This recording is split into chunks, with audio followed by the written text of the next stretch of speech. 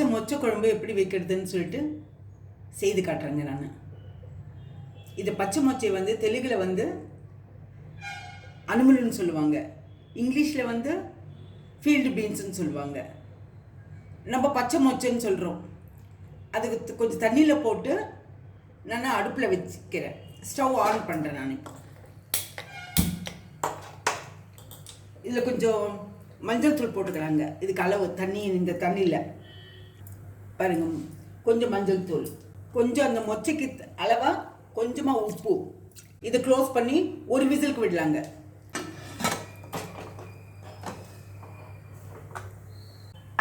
ஒரு விசிலுக்கு விட்டால் போருங்க, ஒரே விசில் போகும். அப்புறம் மற்ற இது கத்திரிக்காய், இதில் கத்திரிக்காய் போட்டு நான் எப்படி செய்யுதுன்னு சொல்லிட்டு செய்து காட்டுறேன். ஒரு விசில் வந்தாச்சுங்க. இப்போ இறக்கிடலாம். இறக்கிட்டு கத்திரிக்காய் போட்டு தாளிக்கலாங்க. இது ஆறுறதுக்குள்ளே ஒரே விசில்.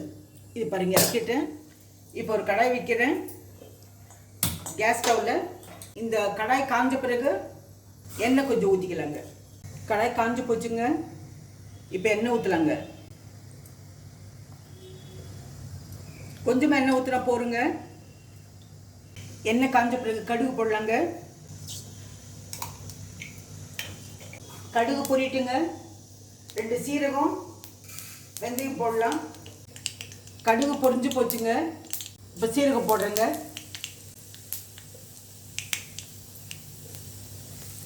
2 வெந்தயம் போடுறேங்க. கருவேப்பிலை 2 போடலாம். கொஞ்சம் பெருங்காயத்தூள் போடலாம். இதெல்லாம் வதக்கிடலாங்க. வெங்காயம் போடலாம். ஒரு வதக்கிடலாங்க எண்ணெயில். அப்போ கத்திரிக்காய் போடலாங்க. 2 வரமிளகா போடலாங்க. பாருங்கள், இதில் 2 வரமிளகா போடுறேன். இது தகுந்த உப்பு போடலாங்க. கத்திரிக்காய்க்கு முதல்ல வந்து மொச்சைக்கு தகுந்த உப்பு போட்டுருக்குங்க. கத்திரிக்காய்க்கு அளவாக உப்பு போட்டுருக்குங்க. நீங்கள் அப்புறம் குழம்பு வந்து உப்பு காரம் கரெக்டாக இருக்கா பார்த்துக்கலாம். இதில் சாம்பார் பொடி போடலாங்க. சாம்பார் பொடி நீங்கள் காரத்துக்கு தகுந்த மாதிரி போட்டுக்குங்க.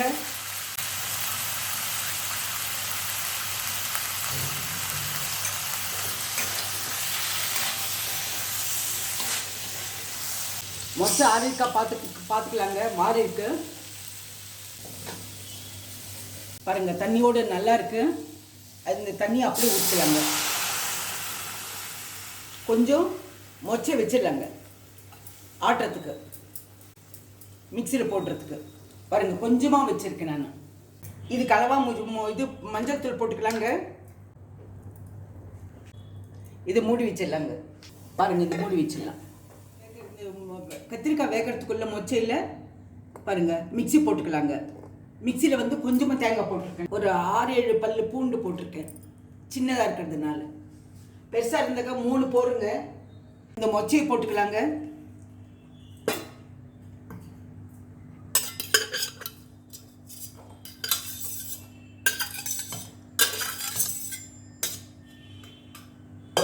லாஸ்ட்டில் தக்காளி பழம் போடலாங்க.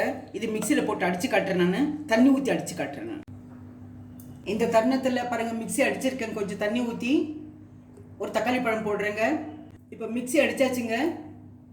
காய் வெந்திருக்கா பார்க்கலாங்க. கத்திரிக்காய் வெந்திருந்தா இந்த மிக்சியில் அடித்தது ஊற்றிடலாங்க. வெந்திருக்குங்க. இப்போ இந்த மிக்சியில் அடித்தது ஊற்றிடலாங்க. பாருங்கள், இந்த மிக்சியில் அடித்து வச்சுருக்கேன், அதை ஊற்றிடலாம். கொஞ்சமாக தேங்காய் இருந்தால் போடுங்க. தேங்காய் அதிகம் ஊற்றாதீங்க, நல்லா இருக்காது குழம்பு, குழன்னு போயிடும். இதில் கொதி வரட்டுங்க. அப்புறமா கொஞ்சம் புளி ஊற்றலாம். புளி உங்களுக்கு தேவைக்கேற்ப ஊற்றிக்குங்க. நீங்கள் புளி அதிகமாக சாப்பிட்றவங்க இருந்தாக்க அதிகமாக புளி ஊற்றுங்க. யூஸ் பண்ணுற புளி எந்த அளவுக்கு புளிப்பு இருக்கோ அந்த அளவுக்கு ஊற்றிக்கலாம். உங்கள் டேஸ்ட்டுக்கு தகுந்த மாதிரி ஊற்றிக்குங்க. இப்போ மிக்சி தண்ணி ஊற்றலாங்க. கழுவிட்டு நீங்கள் உப்பு காரம் பார்த்துக்குங்க. இந்த குழம்பு ரொம்ப நல்லா டேஸ்ட்டாக இருக்குங்க. இப்போ மூடி வச்சிடலாங்க. ஒரு கொதிச்ச பிறகு, நல்லா கொதிச்ச பிறகு அப்புறம் புளி ஊற்றலாங்க. தேங்காய் கொதிக்கணும். இப்போ மொச்சை குழம்பு கொதிச்சிருச்சுங்க. நல்லா தேங்காய் கொதிச்சுட்டு இருக்கு. புளி கரைச்சி வச்சுருக்கேன் நான். பாருங்கள், கொஞ்சமாக புளி ஊற்றுறேங்க. இது கொதிச்ச உடனே ஆஃப் பண்ணிடலாங்க. திறந்து வச்சா ஒன்றும் இது இல்லைங்க, திறந்து வைக்கலாம், ஓப்பன் பண்ணி வைக்கலாம், மூடி போடணுன்ற அவசியம் கிடையாது. அது முடிஞ்ச பிறகு ஒரு ட்ரான்ஸ்ஃபர் பண்ணிடலாங்க ஒரு பவுலில். உப்பு காரம் கரெக்டாக இருக்கா நீங்கள் பார்த்துக்குங்க, புளிப்பு உப்பு காரமெல்லாம். இப்போ புளி ஊற்றின பிறகு நல்லா கொதிக்குதுங்க. ஒரு 2 கொதி வந்ததும் ட்ரான்ஸ்ஃபர் பண்ணிடலாங்க. நம்ம சர்வ் பண்ணுற பவுலுக்கு ட்ரான்ஸ்ஃபர் பண்ணிடலாம். குழம்பு ஆறின பிறகு கொஞ்சம் கெட்டியாயிடுங்க, அதனால் நீங்கள் அளவாக தண்ணி ஊற்றிக்குங்க. நீங்கள் பாருங்கள், பச்சை மொச்சை கத்திரிக்காய் போட்டு குழம்பு வச்சுருக்கேன். இது ட்ரான்ஸ்ஃபர் பண்ணிவிட்டு இந்த பவுல் எடுத்து எல்லாருக்கும் சர்வ் பண்ணலாம். இது ஃபுல்லாக சர்வ் பண்ணிவிட்டு அப்புறமா எடுத்துக்கலாங்க. இந்த ரெசிபி பிடிச்சிருந்தா பச்சை மொச்சை கத்திரிக்காய் குழம்பு லைக் பண்ணுங்கள், ஷேர் பண்ணுங்கள், சப்ஸ்கிரைப் பண்ணுங்கள், மறக்காமல் பெல் பட்டன் ப்ரெஸ் பண்ணுங்கள். அடுத்த ரெசிபியில் பார்க்கலாம்.